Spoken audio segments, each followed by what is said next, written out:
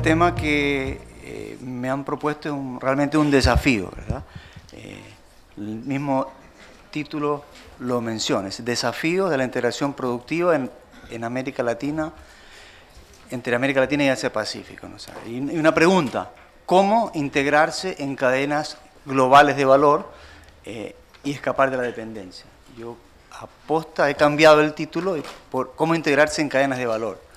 Porque las cadenas de valor pueden ser globales, regionales, nacionales, y en términos de integración en cadenas globales de valor, la región está como todavía más lejos. Voy a explicar por qué. En primera instancia, vamos a definir un poco, a establecer cómo está la integración regional en cuanto al patrón de inserción internacional de América Latina. Son tres modelos de un patrón exportador que es un poco diverso. Vamos a referirnos al vínculo entre ambas regiones, enfatizando en que la relación entre América Latina y Asia-Pacífico es cada vez más creciente. Luego, una breve medición sobre las cadenas de valor y cómo está la región en esas cadenas de valor. Para esto hay múltiples metodologías y cada vez es más urgente el adaptar metodologías que vinculen el comercio y la producción más allá de los meros datos de comercio internacional. Y para esto se utilizan las matrices insumo-producto. En la CEPAL hemos hecho un esfuerzo grande por tener matrices insumo-producto regionales que incluyan los vínculos entre el comercio y la producción vía la apertura de la utilización intermedia utilizada en las industrias de cada país por los bienes intermedios que cada país requiere de sus vecinos dentro de la región y desde fuera. Y las preguntas, básicamente, si la región participa en cadenas globales de valor, si hay cadenas de valor intrarregionales, cuáles son los sectores, qué países la conforman, qué tan profunda es la integración productiva entre América Latina y Asia, y finalmente concluir con responder una pregunta sobre si hay espacio para una mayor integración regional y luego, por supuesto, interregional. Y ahí tenemos la región, es una región que tiene tres subregiones con tres patrones de inserción diferenciados. Tenemos a América del Sur intensiva en minería, en productos agrícolas, agropecuarios, México, Centroamérica con más manufactura y el Caribe con más servicios, ¿no? Podemos decir que México y Centroamérica está mirando más a Estados Unidos, está más cerca de Estados Unidos, más integrado en la fábrica norteamericana que el resto de la región. Y ahí tenemos, simplemente para provocar, esta primera lámina dice sobre las medidas no arancelarias y las barreras administrativas que enfrentan en este caso, los proveedores extrarregionales en el mercado regional. Y vale decir, por ejemplo, para la región en su conjunto, el arancel aplicado intrarregional es 2.9%, pero el arancel equivalente al valoren, que incluye medidas no arancelarias de otro tipo, cuotas, licencias o medidas sanitarias, es 25%, y las barreras administrativas debido a problemas de inspección o retrasos en la aduana, excesiva tramitología, es 20%, y a lo largo de cada subregión el número es bastante alto. Es decir, luego la protección no arancelaria es muy importante, mucho más que los aranceles. También de modo ilustrativo presento acá los resultados de una encuesta desarrollada a un conjunto de empresarios ecuatorianos con comercio en la comunidad andina. Aquí los empresarios nos dicen cuáles son los principales problemas, ¿verdad?, en sus exportaciones en general y a la comunidad andina, y fíjense que elevados precios de transporte, elevados costos de transporte entre la empresa y la aduana, dificultades logísticas, bueno, una serie de problemas que son barreras, ¿verdad?, y problemas al comercio. Pero luego eso se traduce en un arancel equivalente al valoren estimado por los propios empresarios, y aquí lo que quiero decir es que estas barreras son diferentes entre empresas y sectores. Por ejemplo, para empresas grandes declaran que el arancel equivalente al valor por medidas no arancelarias en agricultura, por ejemplo, es 13%, para las MIPYMES es 54%, en madera igual. Los aranceles son altos, ¿verdad? Esto solamente para identificar cómo a nivel de empresarios las pymes son más afectadas con aranceles más altos debido a problemas, en este caso barreras administrativas. Dicho eso, vamos a ver la relación América Latina y Asia-Pacífico. Asia-Pacífico es ya el segundo socio comercial de la región, lo decía ayer Keiji, la tasa de crecimiento de largo plazo de las exportaciones hacia el Asia son de 16%, hacia Estados Unidos, la Unión Europea, menos del 10, 8, 7, y eso hace que Asia y China vayan ganando espacio en el comercio regional. El comercio de América Latina hacia Pacífico ha sido creciente y con un déficit, ahí tenemos el déficit, en torno a 100 millones de dólares. Luego, rápidamente, ¿qué entendemos por una cadena de valor? Una cadena de valor describe un amplio rango de actividades de la producción, en el que participan empresas, trabajadores, ¿verdad?, y muchos productos en diferentes fronteras. Un encadenamiento puede ser hacia atrás o hacia adelante. Hacia atrás la capacidad que tiene un sector para arrastrar a otros sectores vinculados a la demanda de los bienes que produce, los bienes intermedios que requiere de otros sectores, pero también puede ser hacia adelante cuando la capacidad del sector de vender sus productos, ¿verdad?, e insertarse en otras cadenas es importante, y como decía antes, los encadenamientos pueden ser nacionales, regionales o globales cuando participa más de un país. El comercio internacional cada vez está más articulándose en torno a estas cadenas. Hay tres grandes fábricas: la fábrica América del Norte, la fábrica Asia, la fábrica Europa, y la región no ha estado exenta de la participación en estas cadenas de valor, pero su inserción está más bien lejana, ¿verdad?, a la que se observa en la Unión Europea o la fábrica Asia. Sobre todo si hablamos de América del Sur, México y Centroamérica están integrados en estas cadenas en la fábrica Norteamérica, y hay poca evidencia de análisis de cadenas de valor regionales en la región, y todo lo que se ha hecho utilizando más bien datos de comercio y no estos datos de vínculo entre comercio y producción que vamos a presentar acá. Un esquema estilizado para decir que una cadena de valor parte desde el producto de la materia prima, su diseño, su ensamble, incluso hasta cuando ya el producto es puesto en el mercado, incluye luego también servicios, y luego también cuando el producto es dado de baja, pues se recicla, ¿verdad?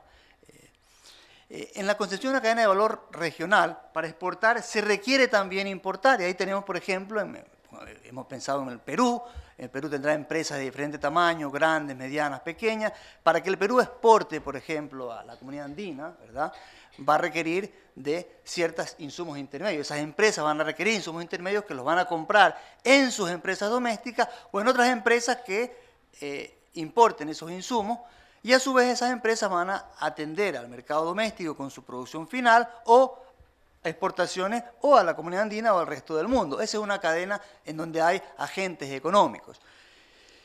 Luego, los métodos para responder esta pregunta, como decía antes, son o el comercio, lo hemos hecho mediante el cálculo de índices de Grube-Loh, es decir, qué tan profundo es la integración intraindustrial entre dos países en la industria, o vinculando comercio y producción con matriz y un producto.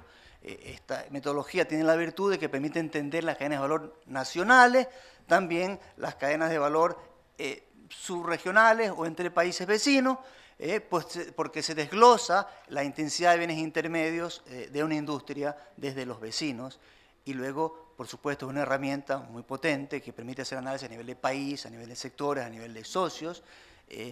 Ahora presento la evidencia en América Latina, participación en cadenas globales de valor, lo anticipaba, México y Centroamérica, y básicamente Costa Rica, están integrados en Fábrica América del Norte, con cadenas automotrices, autopartes, electrónica, aeronáutica.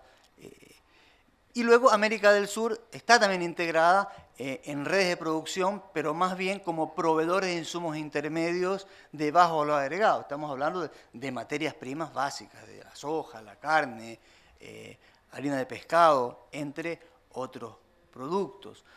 Por ejemplo, Silvia ayer nos decía que en el caso de Brasil, ¿verdad?, exportaba soja, mineral de hierro, al Japón, y esos son los productos que América del Sur exporta al Asia, ¿no? Y en cuanto a evidencias de cadenas de valor dentro de la propia región, tenemos que en América del Sur hay vínculos más fuertes, productivos, entre algunos grupos de países, acotados a unas pocas industrias. Por ejemplo, en el Mercosur, entre Argentina y Brasil hay una fuerte integración en el sector automotriz, en sectores de autopartes, electrónicas, ¿verdad? En Centroamérica, las cadenas de valor se articulan en torno a todos los países, en menor medida en torno a Nicaragua, en donde Costa Rica, Guatemala, Honduras y El Salvador tienen ahí un vínculo importante entre ellos, en sectores de tecnología pesada, como química, petroquímica, que es siderurgia, pero luego también industrias livianas como la agroindustria, los textiles y la industria del papel y del cartón. ¿Qué podemos decir también? Bueno, ahí está un mapa donde están los sectores, básicamente ilustrar lo que mencioné antes. Entonces, las cadenas de valor regionales son entre pocos países y pocos sectores, ¿no? Eso debe quedar claro. Y luego, ya pensando en los vínculos con Asia-Pacífico, ¿qué tenemos acá? Que con Asia-Pacífico la integración en cadenas globales de valor, como decía, tiene lugar más, como ya lo enfaticé antes, en productos primarios. Y ahí tenemos la estructura, la descomposición de las exportaciones según densidad tecnológica de América Latina en su conjunto hacia la propia región, que es la primera barra, ¿verdad? Y hacia el Asia, que serían estas 4 barritas después, en donde vemos que básicamente los bienes primarios y las manufacturas de baja tecnología hacen el grueso, ¿no? 80, 90%. Y en términos de integración regional, la manufactura pesa 50, 51%. Esto se agudiza si nosotros le quitamos a México. Tenemos aquí el mismo gráfico y tenemos aquí que ya los valores aumentan, ¿verdad? Entonces la concentración es muy fuerte, 90% en productos primarios o manufacturas basadas en recursos naturales. Y este sería los principales destinos de la región, y fíjense, y tenemos dos momentos del tiempo, el año 2000 y el año 2007. Fíjense que en el año 2000 Estados Unidos representaba el 58% de las exportaciones de la región, ahora representa el 45%.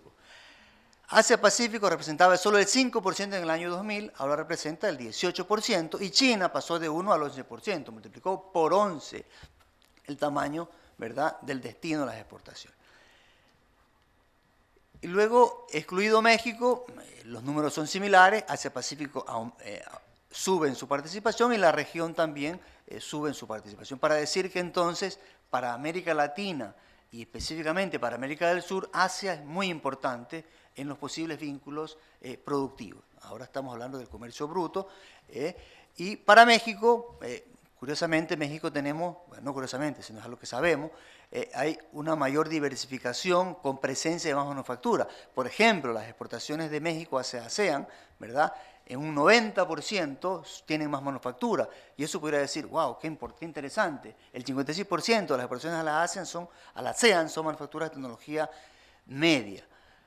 Sin embargo, a esto hay que sopesarlo, ponderarlo con el peso relativo de cada subregión, y ahí tenemos que ASEAN es solamente el 1% de los destinos de México. O sea, muy diversificado, pero todavía significa poco. Por lo tanto, ahí hay un potencial en la relación de México con Asia-Pacífico. Incluso China, Japón todavía pesan muy poco, y Estados Unidos pesa fuerte en las exportaciones de México. Es por eso que decimos que con mucha fuerza México está involucrado en la cadena, en la fábrica América del Norte. Y para Brasil, la situación es más o menos similar a la región, con más materias primas, ¿verdad? Y cuando tomamos el Brasil y vemos la Asia-Pacífico, pesa mucho, 34%, y aquí ya vamos al contenido importado en las exportaciones. Lo que tenemos aquí en el lado derecho es, para América del Sur, el 11% de las exportaciones que hace la región al mundo tiene contenido importado, ¿verdad? Es decir, valor agregado que corresponde a importación incluida en las exportaciones. Y en términos del contenido, el origen, hay origen de América Latina, por supuesto, también de Estados Unidos y de Asia. Esto para el total de las importaciones con valor agregado. Pero fíjense cómo para algunos países ese contenido es alto, para el caso de Venezuela muy chico, para Brasil el 12%, y luego tenemos un ejercicio que incluye a México, y México es el contenido importado en las exportaciones mucho más alto en México y en Costa Rica que en el resto de los países de la región. Básicamente hay una mayor integración en las cadenas de valor de México y Costa Rica que el resto de los países de la región. Eso no quiere decir que no haya vínculos productivos dentro de la región o dentro o fuera de ella. Los insumos intermedios importados provenientes de América Latina y el Caribe en promedio, ¿verdad?, son el doble que los originarios en Asia-Pacífico. Lo que tenemos aquí es América del Sur y el numerito que ustedes ven acá, descompuesto por el origen de los insumos que luego son reexportados, ¿verdad?, que están incluidos en las exportaciones de cada uno de esos países. Fíjense cómo para Uruguay, Paraguay, Perú, Bolivia, Argentina, incluso Chile, el contenido importado latinoamericano es mucho mayor que el contenido asiático, es decir, los vínculos productivos de la región son más fuertes con la propia región que con el resto de la subregión en cuanto a origen de ese valor agregado importado incorporado en las exportaciones. Y luego, ¿qué tipo de insumos requiere la integración productiva? Ahí tenemos el México como ejemplo. México requiere insumos importados, por ejemplo, ese 44% con la materia insumo-producto de México hemos identificado que básicamente son productos, bienes intermedios, ¿verdad?, como piezas y partes, productos químicos, metales, qué sé yo, todos esos productos. Y el origen, lo interesante es ver de dónde vienen esos insumos, ¿verdad?, que luego son enterados en el proceso productivo exportador mexicano.